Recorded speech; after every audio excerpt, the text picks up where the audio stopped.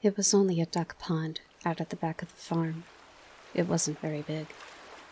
Letty Hempstock said it was an ocean, but I knew that was silly.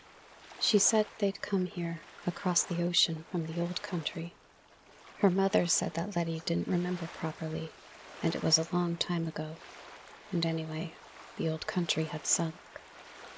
Old Mrs. Hempstock, Letty's grandmother, said they were both wrong, and that the place that had sunk wasn't the really old country. She said she could remember the really old country. She said the really old country had blown up.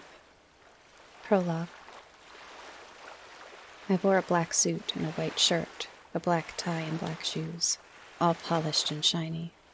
Clothes that normally would make me feel uncomfortable, as if I were in a stolen uniform, or pretending to be an adult.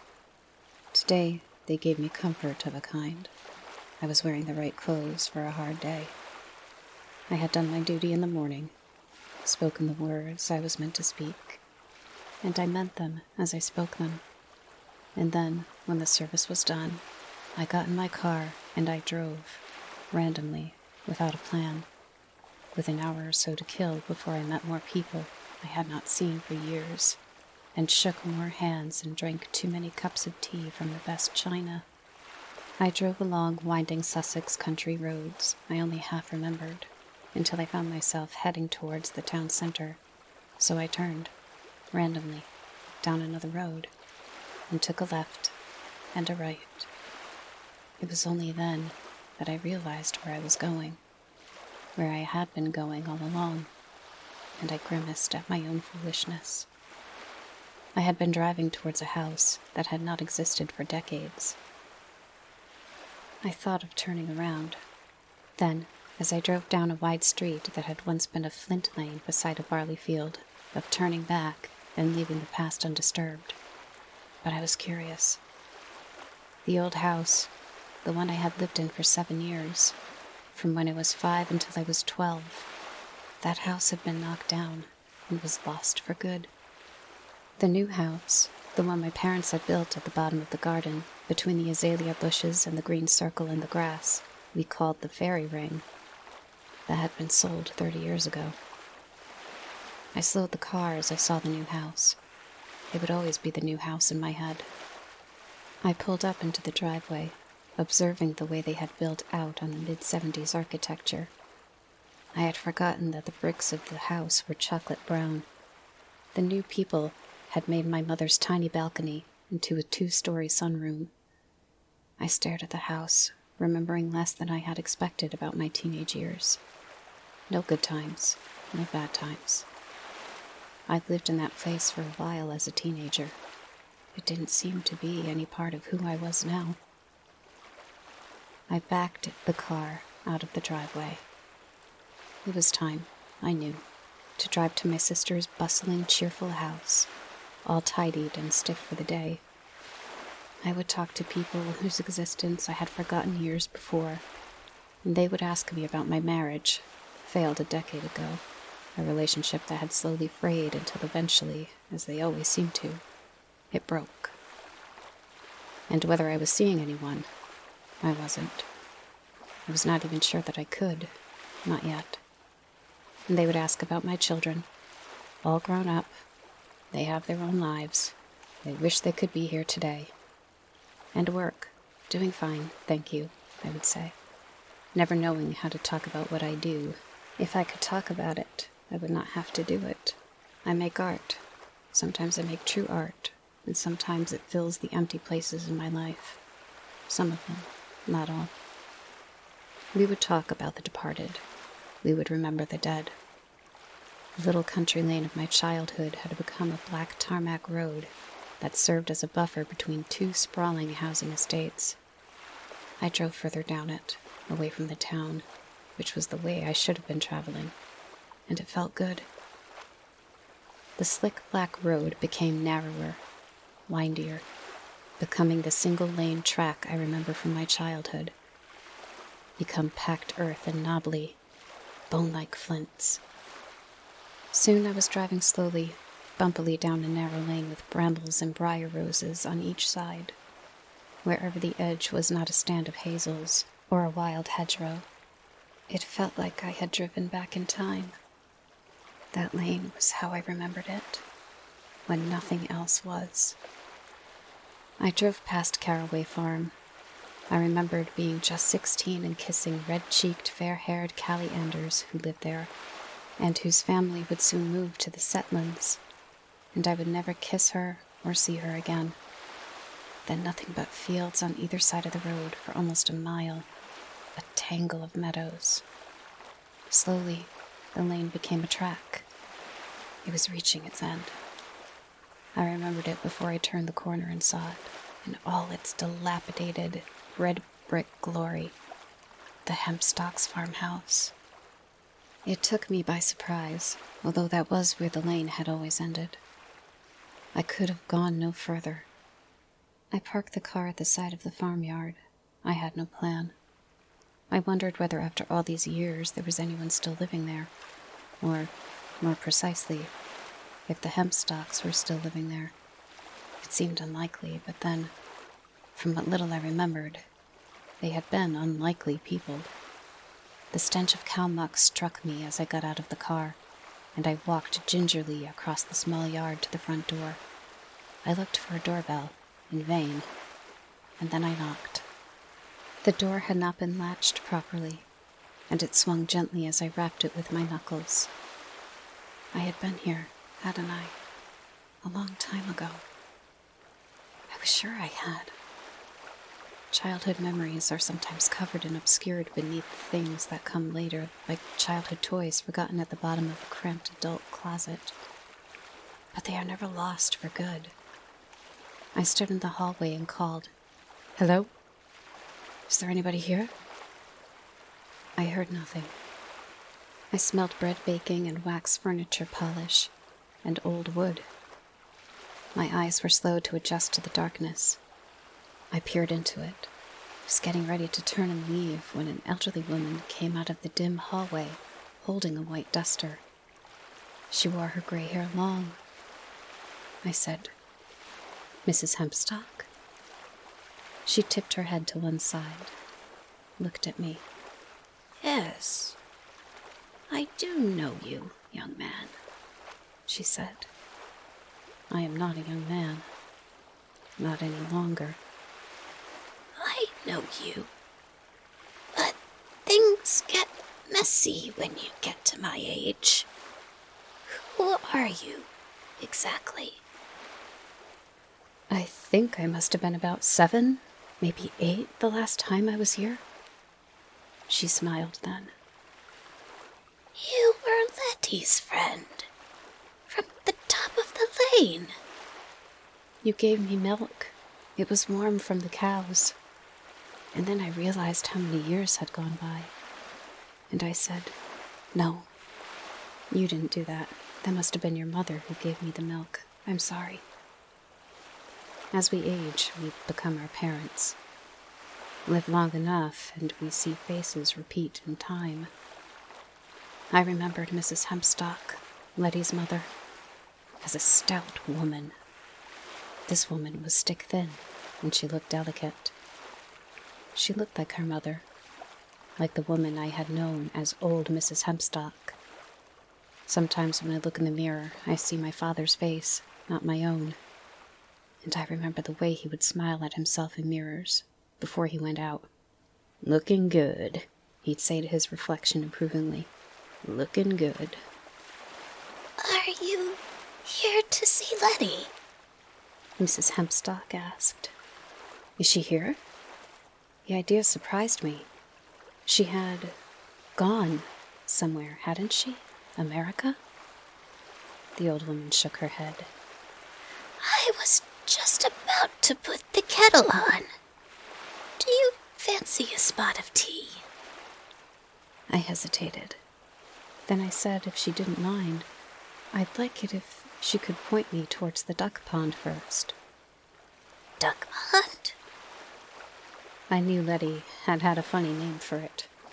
I remember that.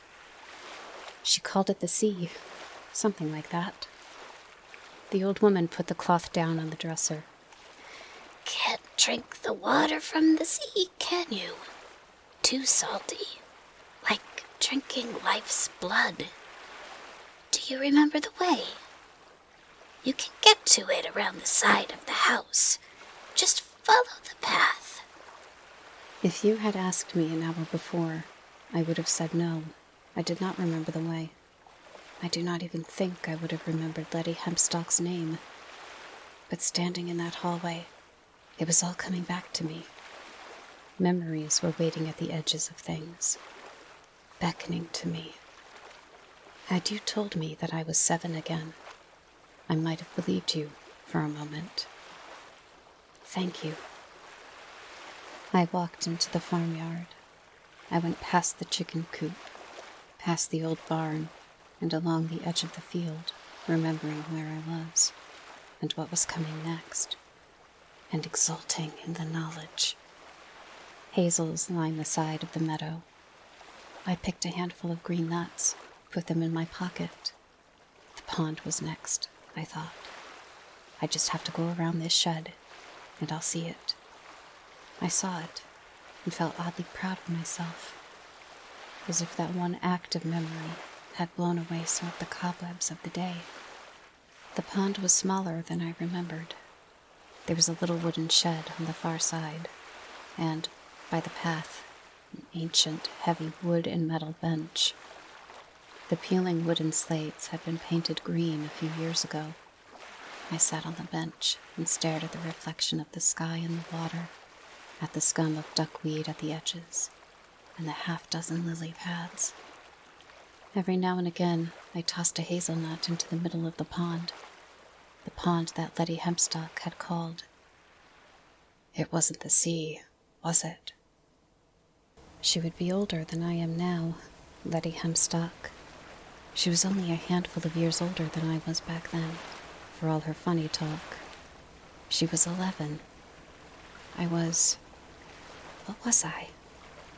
It was after the bad birthday party, I knew that. So I would have been 7.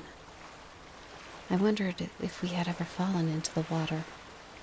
Had I pushed her into the duck pond? That strange girl who lived in the farm at the very bottom of the lane? I remembered her being in the water. Perhaps she had pushed me in too. Where did she go? America? No. Australia. That was it. Somewhere a long way away.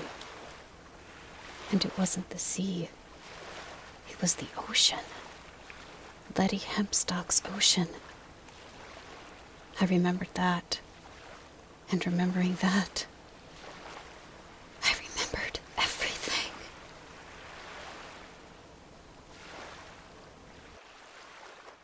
Chapter 1. Nobody came to my 7th birthday party. There was a table laid with jellies and trifles, with a party hat beside each place, and a birthday cake with 7 candles on it in the center of the table. The cake had a book drawn on it and icing. My mother, who had organized the party, told me that the lady at the bakery said they had never put a book on a birthday cake before, and that mostly for boys it was footballs or spaceships. I was their first book. When it became obvious that nobody was coming, my mother lit the 7 candles on the cake, and I blew them out. I ate a slice of the cake, as did my little sister and one of her friends, both of them attending the party as observers, not participants, before they fled, giggling, to the garden. Party games had been prepared by my mother, but because nobody was there, not even my sister, none of the party games were played, and I unwrapped the newspaper around the Pass the Parcel gift myself, revealing a blue plastic Batman figure. I was sad that nobody had come to my party, but happy that I had a Batman figure. And there was a birthday present waiting to be read, a boxed set of the Narnia books, which I took upstairs.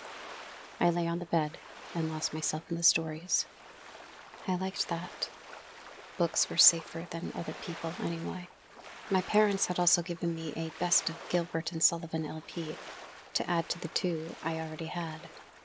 I had loved Gilbert and Sullivan since I was 3, when my father's youngest sister, my aunt, took me to see Iolanthe, a play filled with lords and fairies. I found the existence and nature of the fairies easy to understand than that of the lords. My aunt had died soon after of pneumonia in the hospital. That evening, when my father returned home from work, he brought a cardboard box with him. In the cardboard box was a soft-haired black kitten of uncertain gender, which I immediately named Fluffy, and which I loved utterly and wholeheartedly. Fluffy slept on my bed at night. I talked to it sometimes when my little sister was not around, half expecting it to answer in human tongue. It never did. I did not mind. The kitten was affectionate and interested, and a good companion for someone whose 7th birthday party had consisted of a table with ice biscuits and a blancmange and cake and 15 empty folding chairs. I do not remember ever asking any of the other children in my class at school why they had not come to my party. I did not need to ask them. They were not my friends, after all. They were just the people I went to school with. I made friends slowly when I made them. I had books, and now I had my kitten. We would be like Dick Whittington and his cat, I knew.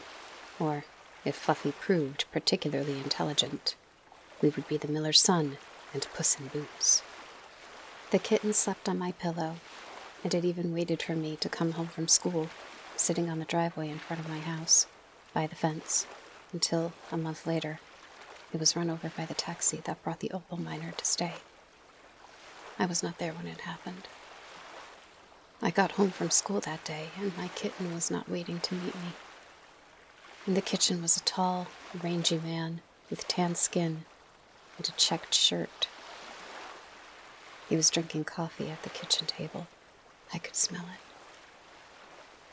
In those days, all coffee was instant, a bitter, dark brown powder that came out of a jar. "I'm afraid I had a little accident arriving here," he told me cheerfully. "But not to worry." His accent was clipped, unfamiliar. It was the first South African accent I had heard. He, too, had a cardboard box on the table in front of him. "That black kitten, was it yours?" he asked. "It's called Fluffy," I said.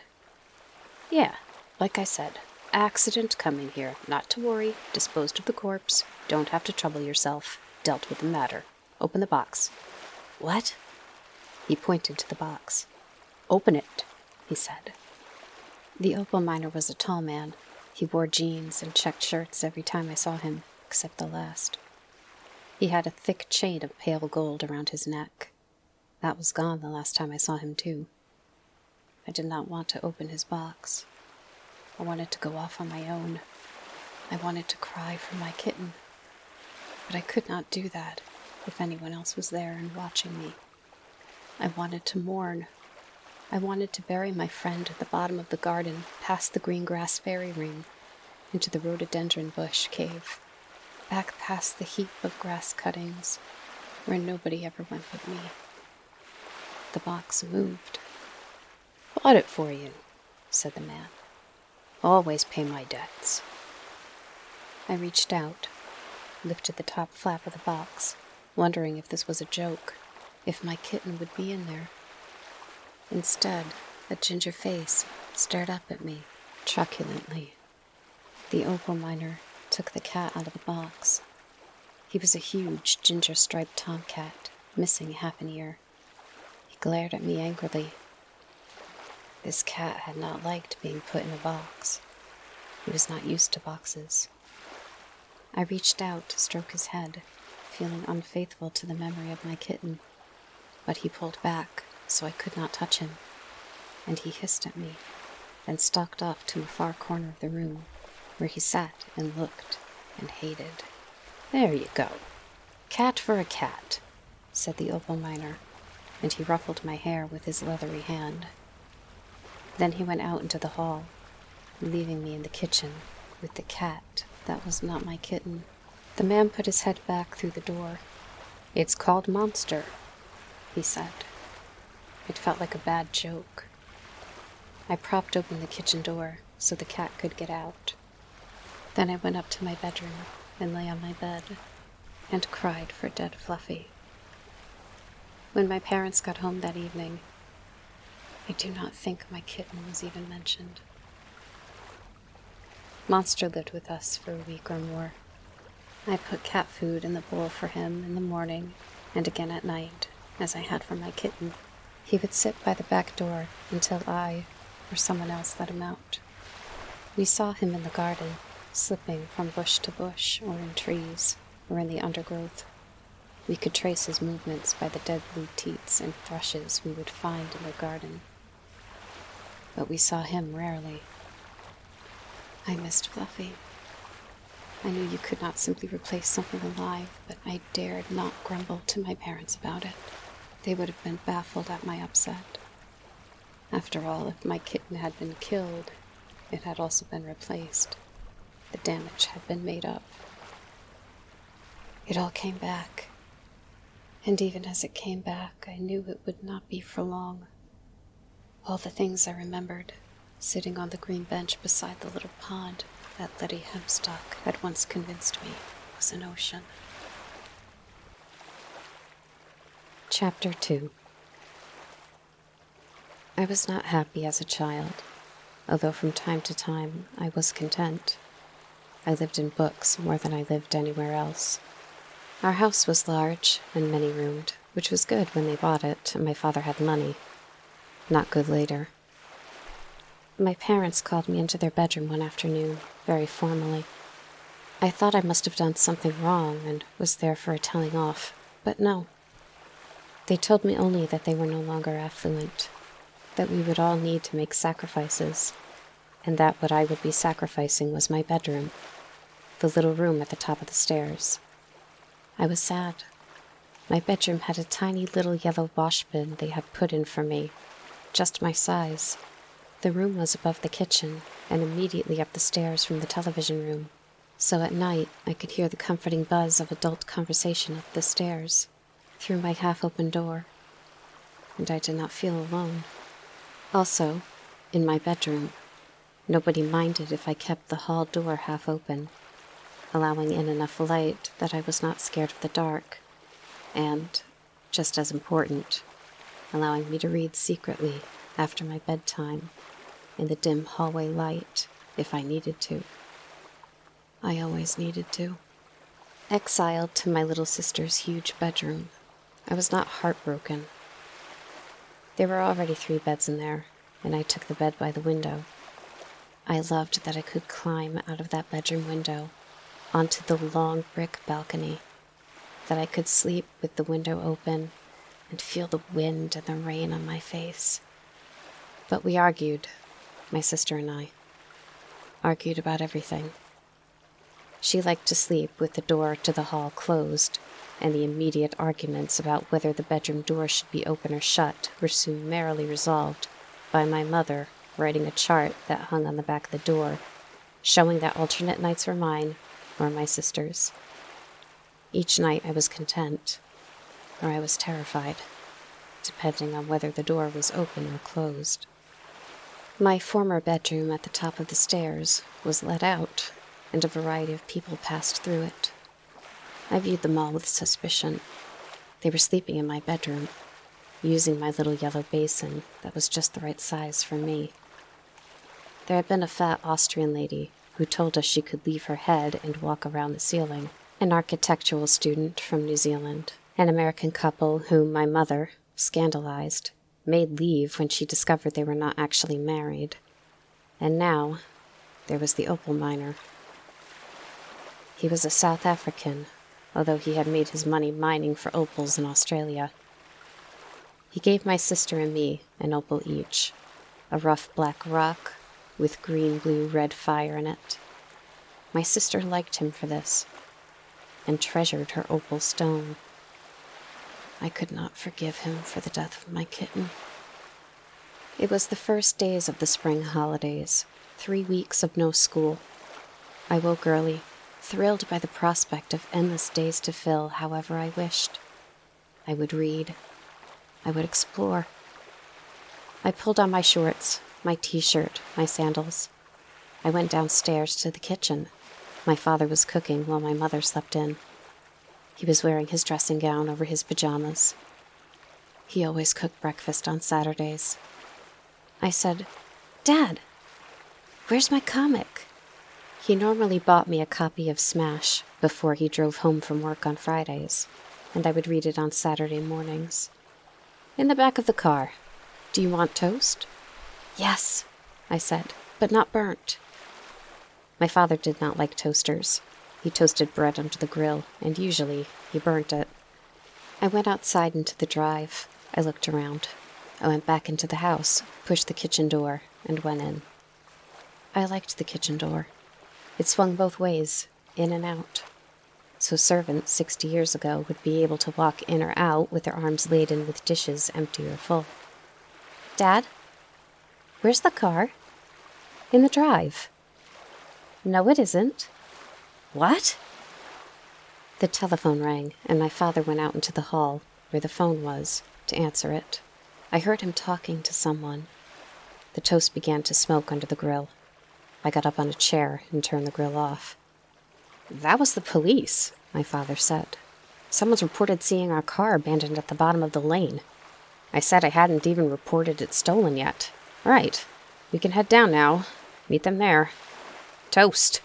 He pulled the pan out from beneath the grill. The toast was smoking and blackened on one side. "Is my comic there, or did they steal it?"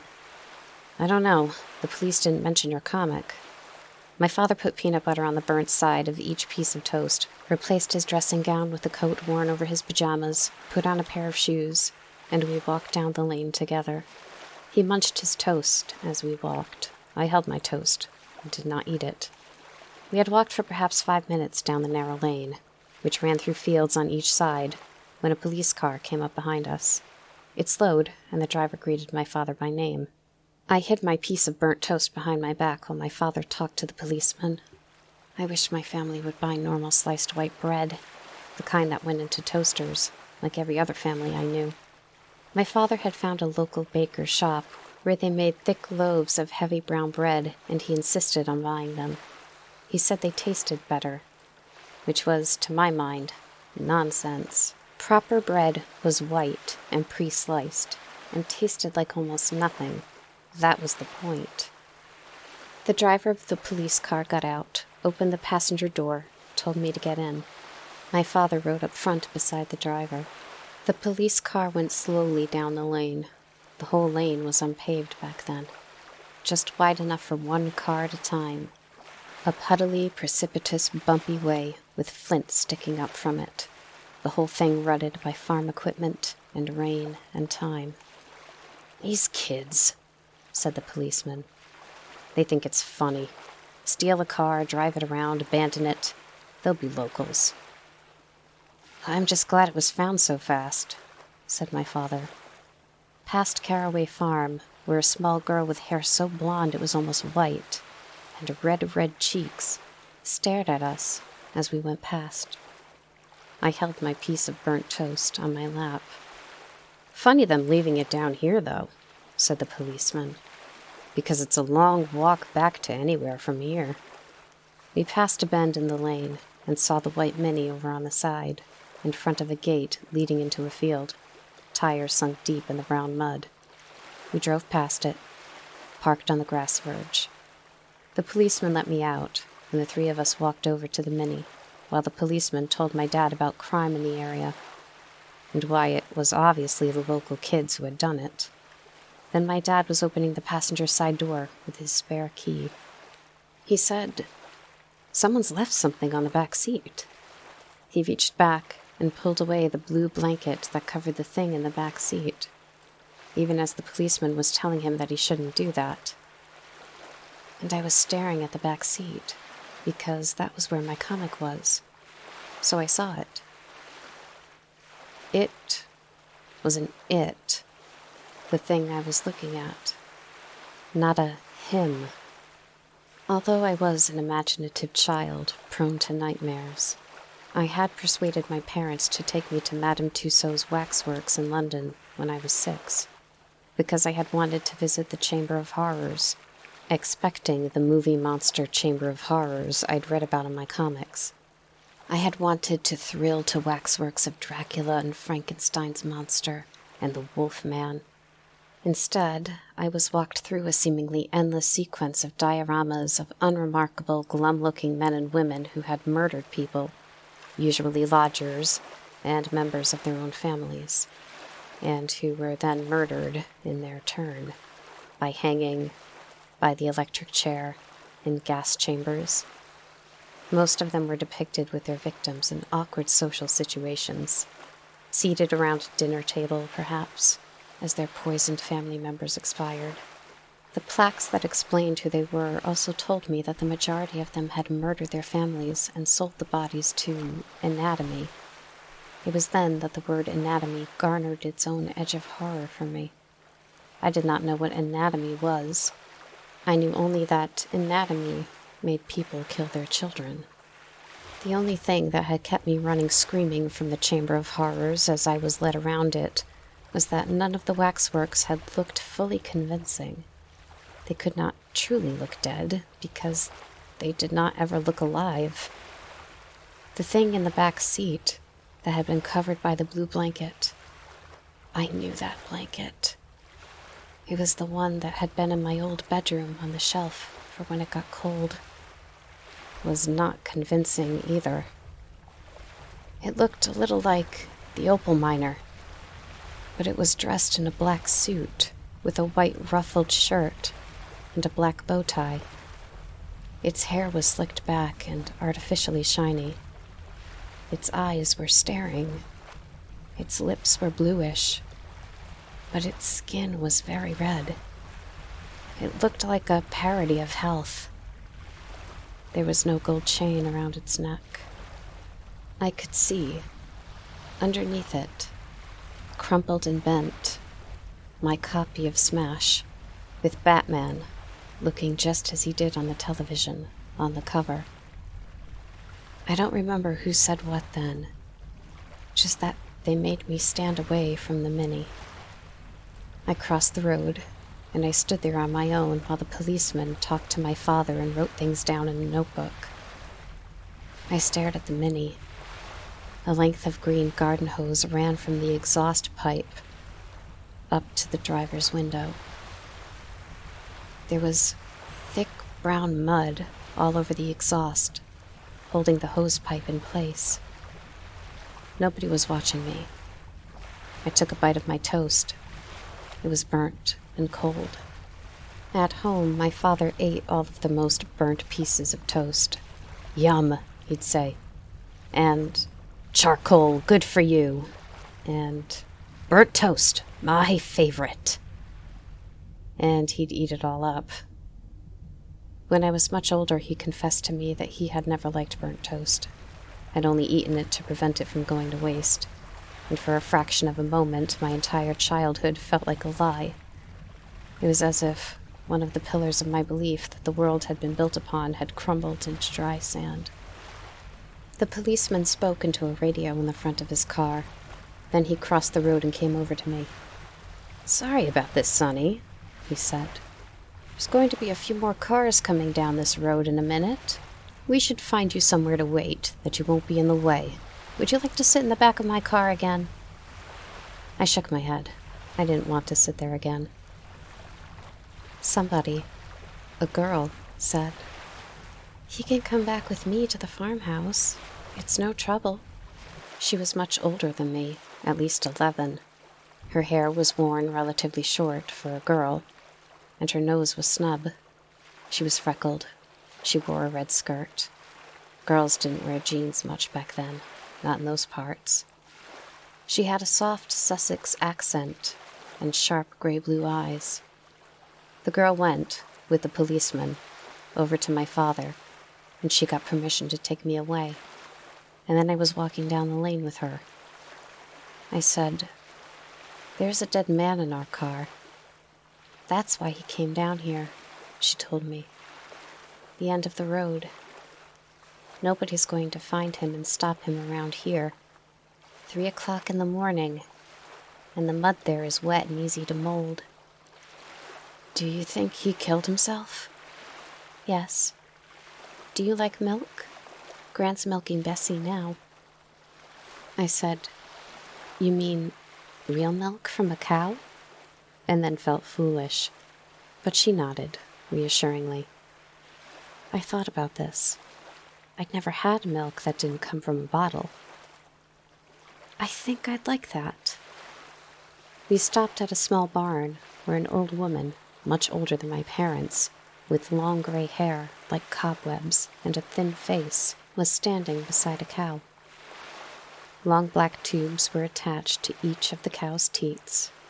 We used to milk them by hand, She told me. but this is easier.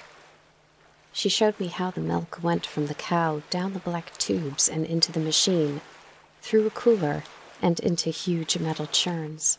The churns were left on a heavy wooden platform outside the barn, where they would be collected each day by a lorry. The old lady gave me a cup of creamy milk from Bessie the cow, the fresh milk before it had gone through the cooler. Nothing I had drunk had ever tasted like that before. Rich and warm, and perfectly happy in my mouth. I remembered that milk after I had forgotten everything else. There's more of them up the lane, Said the old woman suddenly. all sorts coming down with lights flashing and all. Such a palaver. You should get the boy into the kitchen. He's hungry, and a cup of milk won't do a growing boy. The girl said, Have you eaten? Just a piece of toast. It was burned. She said, My name's Letty. Letty Hempstock. This is Hempstock Farm. Come on. She took me in through the front door and into their enormous kitchen, sat me down at a huge wooden table, so stained and patterned that it looked as if faces were staring up at me from the old wood. We have breakfast here early, she said. Milking starts at first light, but there's porridge in the saucepan and jam to put on it. She gave me a china bowl filled with warm porridge from the stovetop, with a lump of homemade blackberry jam, my favorite, in the middle of the porridge. Then she poured cream on it. I swished it around with my spoon before I ate it, swirling it into a purple mess, and was as happy as I have ever been about anything. It tasted perfect. A stocky woman came in. Her red-brown hair was streaked with gray and cut short. She had apple cheeks, a dark green shirt that went to her knees, and Wellington boots. She said, This must be the boy from the top of the lane. Such a business going on with that car. There'll be 5 of them needing tea soon. Letty filled a huge copper kettle from the tap. She lit a gas hob with a match and put the kettle on the flame. Then she took down 5 chipped mugs from a cupboard and hesitated, looking at the woman. The woman said, You're right, 6. The doctor will be here too. Then the woman pursed her lips and made a ch sound. They've missed the note, she said. He wrote it so carefully too, folded it and put it in his breast pocket, and they haven't looked there yet. What does it say? Asked Letty. Read it yourself, said the woman. I thought she was Letty's mother. She seemed like she was somebody's mother. Then she said, It says that he took all the money that his friends had given him to smuggle out of South Africa and bank for them in England, along with all the money he'd made over the years mining for opals, and he went to the casino in Brighton to gamble. But he only meant to gamble with his own money. And then he only meant to dip into the money his friends had given him until he had made back the money he had lost. And then he didn't have anything, said the woman. And all was dark. That's not what he wrote, though, said Letty, squinting her eyes. What he wrote was, To all my friends, am so sorry. It was not like I meant to, and hope you can find it in your hearts to forgive me, for I cannot forgive myself. Same thing, said the older woman. She turned to me. I'm Letty's ma, she said. You'll have met my mother already in the milking shed. I'm Mrs. Hempstock. But she was Mrs. Hempstock before me, so she's old Mrs. Hempstock. This is Hempstock Farm. It's the oldest farm hereabouts. It's in the Domesday Book. I wondered why they were all called Hempstock, those women, but I did not ask, any more than I dared to ask how they knew about the suicide note or what the opal miner had thought as he died. They were perfectly matter-of-fact about it. Letty said, "I nudged him to look in the breast pocket. He'll think he thought of it himself." "There's a good girl," said Mrs. Hempstock. "They'll be in here when the kettle boils to ask if I've seen anything unusual and to have their tea. Why don't you take the boy down to the pond?" "It's not a pond," said Letty. "It's my ocean." She turned to me and said, "Come on." She led me out of the house, the way we had come. The day was still gray. We walked around the house, down the cowpath. "Is it a real ocean?" I asked. "Oh, yes," she said. We came on it suddenly, a wooden shed, an old bench, and between them, a duck pond. Dark water, spotted with duckweed and lily pads. There was a dead fish, silver as a coin, floating on its side on the surface. "That's not good," said Letty. "I thought you said it was an ocean," I told her. "It's just a pond, really." "It is an ocean," she said. "We came across it when I was just a baby from the old country." Letty went into the shed and came out with a long bamboo pole with what looked like a shrimping net on the end. She leaned over, carefully pushed the net beneath the dead fish. She pulled it out. "But Hempstock Farm is in the Domesday Book," I said. "Your mum said so. And that was William the Conqueror." "Yes," said Letty Hempstock. She took the dead fish out of the net and examined it. It was still soft, not stiff, and it flopped in her hand.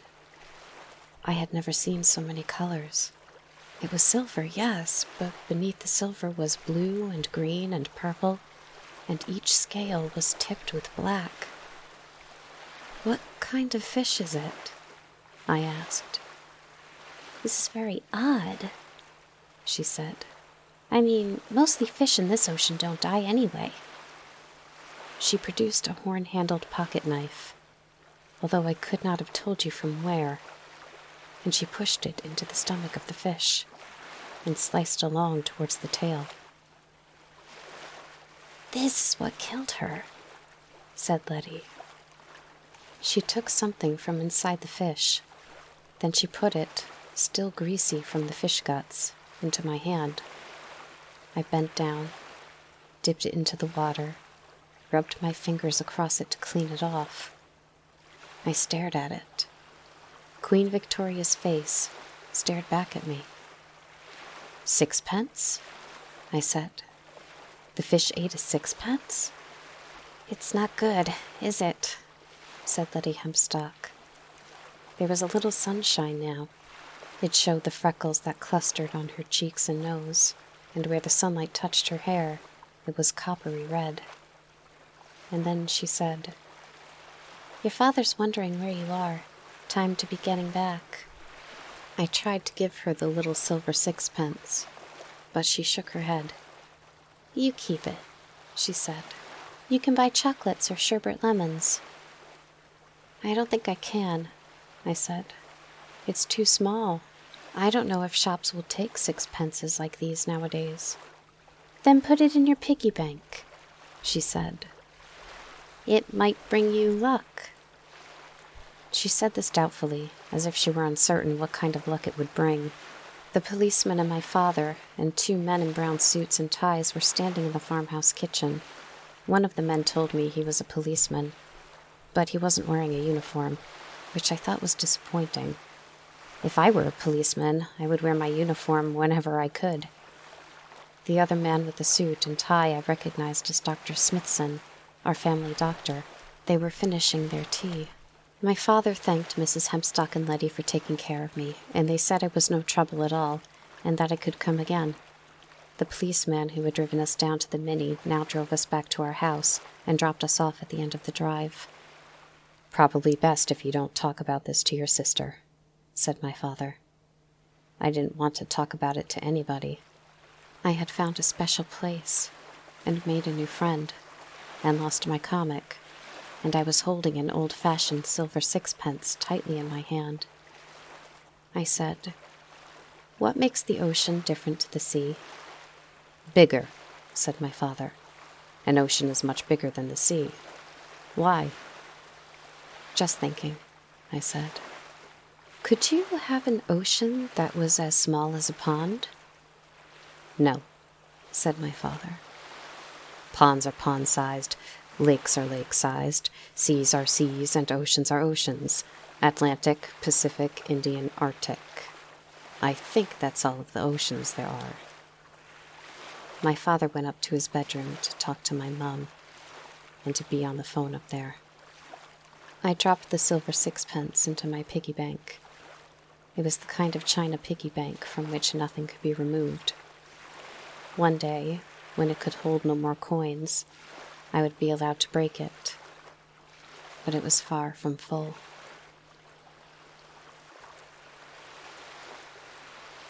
Chapter 3. I never saw the white Mini again. 2 days later, on Monday, my father took delivery of a black Rover with cracked red leather seats.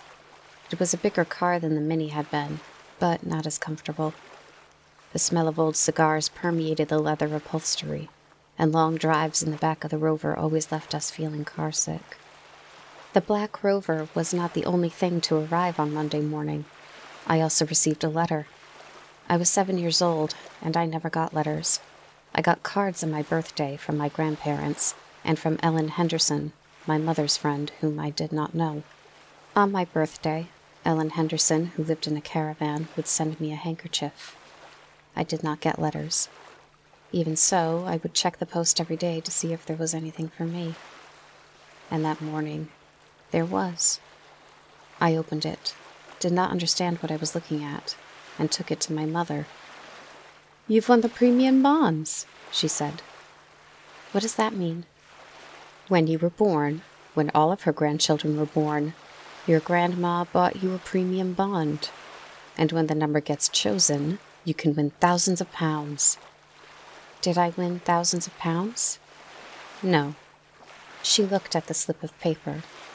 "You've won 25 pounds.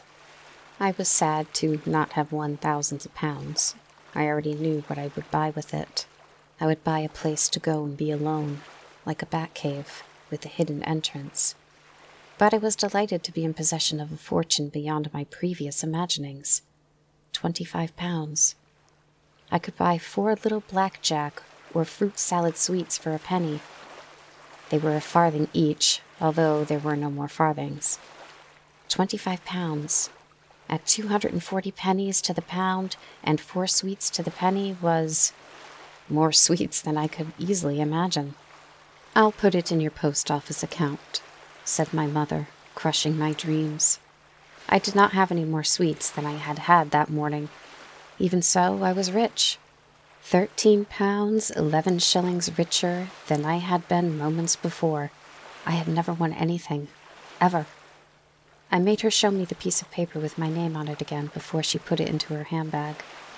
That was Monday morning.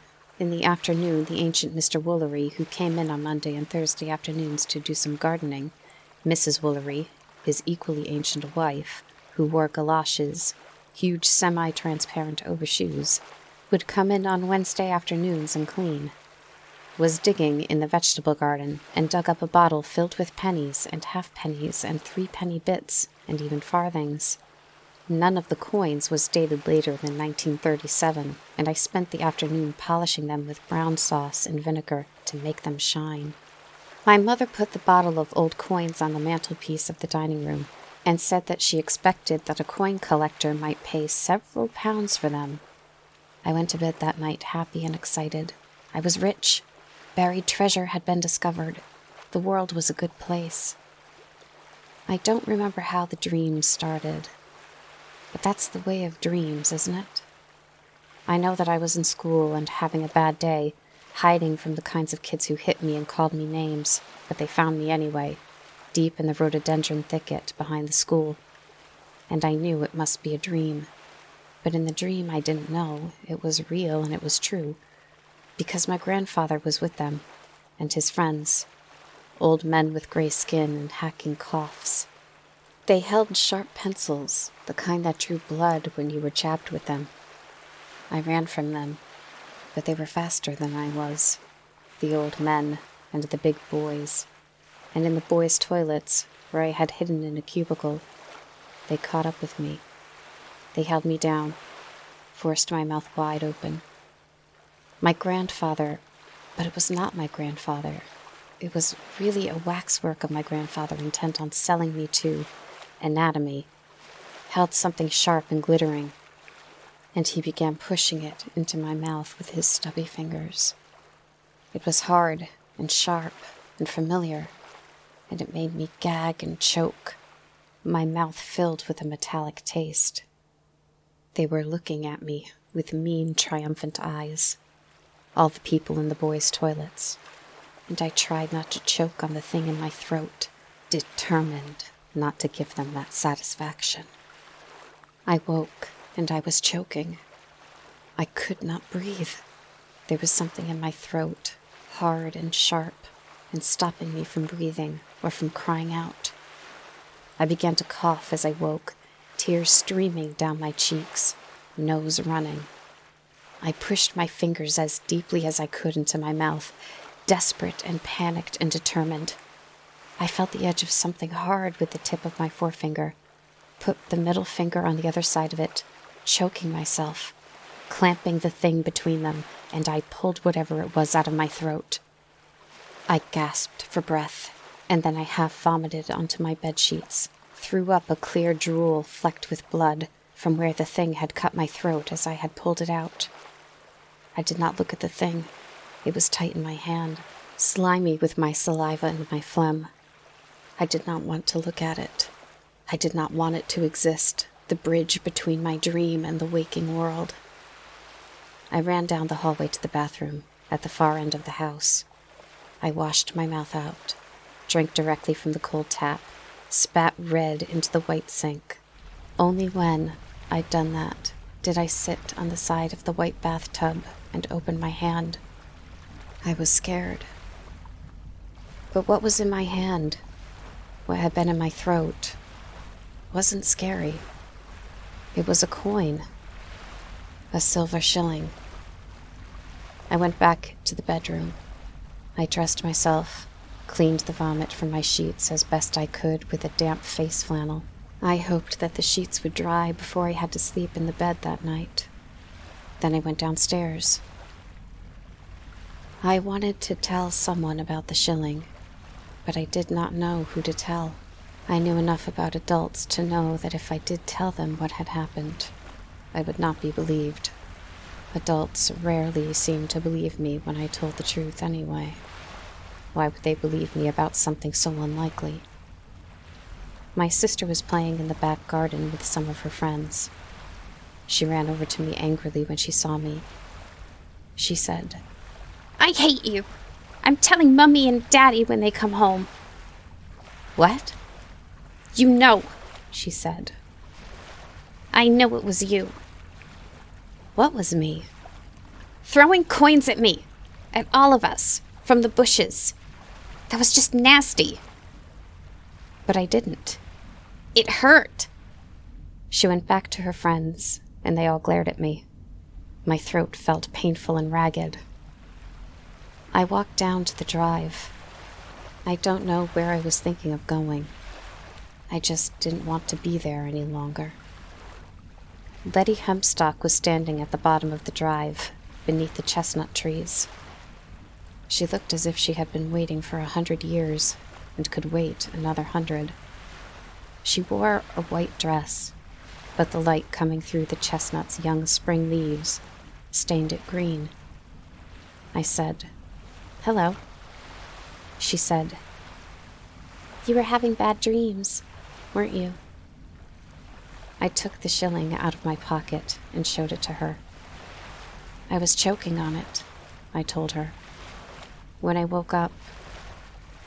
But I don't know how it got in my mouth. If someone had put it into my mouth, I would have woken up. It was just in there when I woke. Yes, she said. My sister says I threw coins at them from the bushes, but I didn't. No, she agreed. You didn't.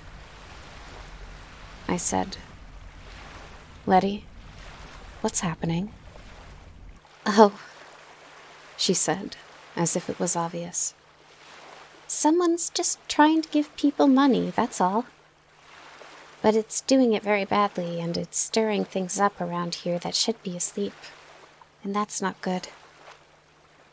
Is it something to do with the man who died? Something to do with him, yes. Is he doing this? She shook her head. Then she said, Have you had breakfast? I shook my head. Well then, she said. Come on. We walked down the lane together. There were a few houses down the lane here and there, back then, and she pointed to them as we passed. In that house, said Letty Hempstock, a man dreamed of being sold and of being turned into money. Now he's starting to see things in mirrors. What kind of things? Himself, but with fingers poking out of his eye sockets and things coming out of his mouth like crab claws. I thought about people with crab legs coming out of their mouths in mirrors. Why did I find a shilling in my throat? He wanted people to have money. The opal miner? Who died in the car? Yes, sort of. Not exactly. He started this all off, like someone lighting a fuse on a firework. His death lit the touch paper. The thing that's exploding right now, that isn't him. That's somebody else.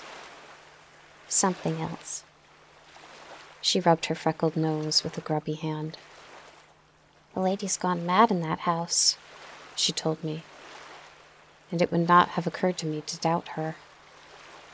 She has money in the mattress. Now she won't get out of bed in case someone takes it from her. How do you know? She shrugged. Once you've been around for a bit, you get to know stuff. I kicked a stone. By a bit, do you mean a really long time? She nodded. How old are you really? I asked. 11. I thought for a while. Then I asked, how long have you been 11 for? She smiled at me. We walked past Caraway Farm, the farmers whom one day I would come to know as Callie Anders' parents, were standing in their farmyard, shouting at each other. They stopped when they saw us. When we rounded a bend in the lane and were out of sight, Letty said, Those poor people. Why are they poor people? Because they've been having money problems, and this morning he had a dream where she was doing bad things to earn money. So he looked in her handbag and found lots of folded up 10-shilling notes.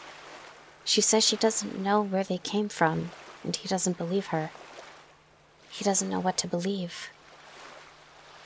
All the fighting and the dreams. It's about money, isn't it? I'm not sure, said Letty. And she seemed so grown up then that I was almost scared of her. Whatever's happening, she said eventually, it can all be sorted out. She saw the expression on my face then, worried, scared even. And she said, After pancakes. Letty cooked us pancakes on a big metal griddle on the kitchen stove.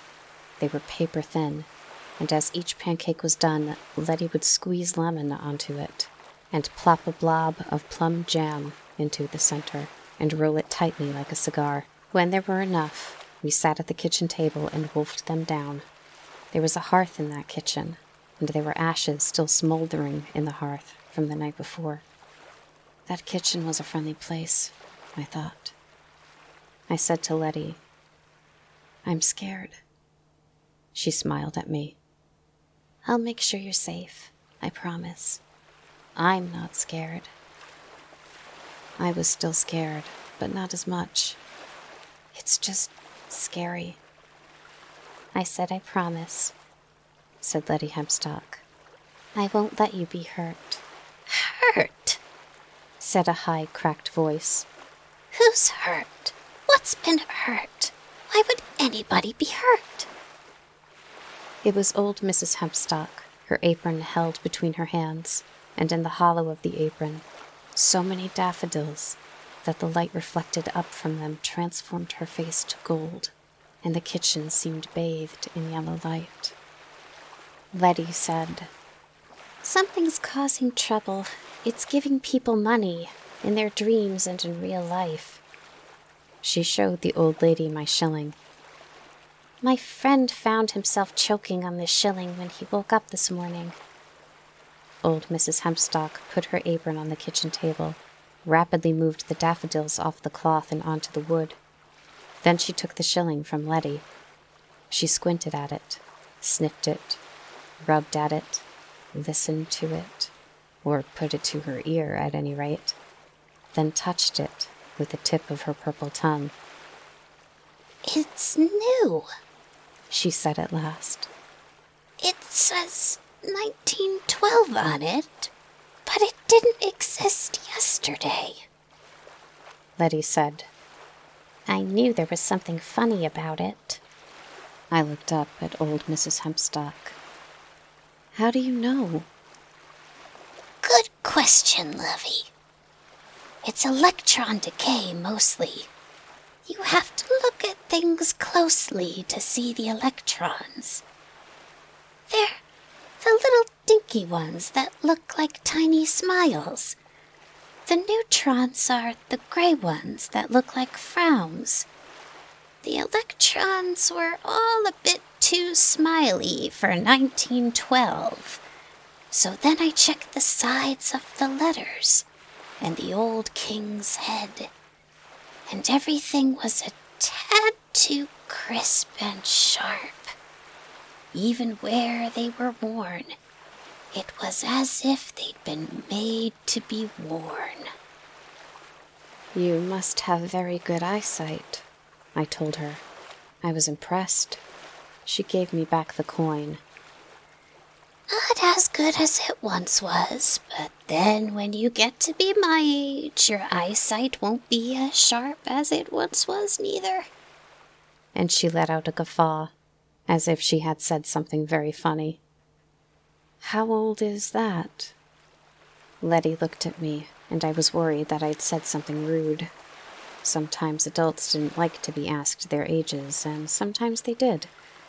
In my experience, old people did. They were proud of their ages. Mrs. Woolery was 77, and Mr. Woolery was 89, and they liked telling us how old they were. Old Mrs. Hempstock went over to a cupboard and took out several colorful vases. Old enough, she said. I remember when the moon was made. Hasn't there always been a moon? Bless you. Not in the slightest. I remember the day the moon came. We looked up in the sky. It was all dirty brown and sooty gray here then, not green and blue. She half filled each of the vases at the sink. Then she took a pair of blackened kitchen scissors and snipped off the bottom half-inch of stem from each of the daffodils. I said, Are you sure it's not the man's ghost doing this? Are you sure we aren't being haunted? They both laughed then, the girl and the old woman, and I felt stupid. I said, Sorry. Ghosts can't make things, said Letty. They aren't even good at moving things. Old Mrs. Hempstock said, Go and get your mother. She's doing laundry. Then to me, You shall help me with the daffs. I helped her put the flowers into the vases. and she asked my opinion on where to put the vases in the kitchen. We placed them where I suggested, and I felt wonderfully important. The daffodils sat like patches of sunlight, making the dark wooden kitchen even more cheerful. The floor was red flagstone. The walls were whitewashed. The old woman gave me a lump of honeycomb from the hempstock's own beehive on a chipped saucer and poured a little cream over it from a jug. I ate it with a spoon, chewing the wax like gum, letting the honey flow into my mouth, sweet and sticky with an aftertaste of wild flowers. I was scraping the last of the cream and honey from the saucer when Letty and her mother came into the kitchen. Mrs. Hempstock still had big Wellington boots on, and she strode in as if she were in an enormous hurry. "Mother," she said, "giving the boy honey, you'll rot his teeth." Old Mrs. Hempstock shrugged. I'll have a word with the wigglers in his mouth, she said. Get them to leave his teeth alone. "You can't just boss bacteria around like that," said the younger Mrs. Hempstock. "They don't like it." Stuff and silliness, said the old lady. You leave wigglers alone and they'll be carrying on like anything. Show them who's boss, and they can't do enough for you. You've tasted my cheese. She turned to me. I've won medals for my cheese. Medals. Back in the old king's day, there were those who'd ride for a week to buy a round of my cheese. They said that the king himself had it with his bread and his boys, Prince Dickon and Prince Geoffrey, and even little Prince John. They swore it was the finest cheese they ever tasted. "Gran," said Letty, and the old lady stopped mid-flow. Letty's mother said, "You'll be needing a hazel wand, and," she added somewhat doubtfully, "I suppose you could take the lad. It's his coin, and it'll be easier to carry if he's with you." Something she made. She? Said Letty. She was holding her horn-handled penknife with the blade closed. "Tastes like a she," said Letty's mother. "I might be wrong, mind." Don't take the boy, said old Mrs. Hempstock. Asking for trouble, that is. I was disappointed. We'll be fine, said Letty. I'll take care of him and me. It'll be an adventure, and he'll be company. Please, Gran? I looked up at old Mrs. Hempstock with hope on my face and waited. Don't say I didn't warn you if it all goes wobbly, said old Mrs. Hempstock. Thank you, Gran. I won't, and I'll be careful. Old Mrs. Hempstock sniffed. Now, don't do anything stupid. Approach it with care. Bind it. Close its ways. Send it back to sleep. I know, said Letty. I know all that. Honestly, we'll be fine. That's what she said. But we weren't.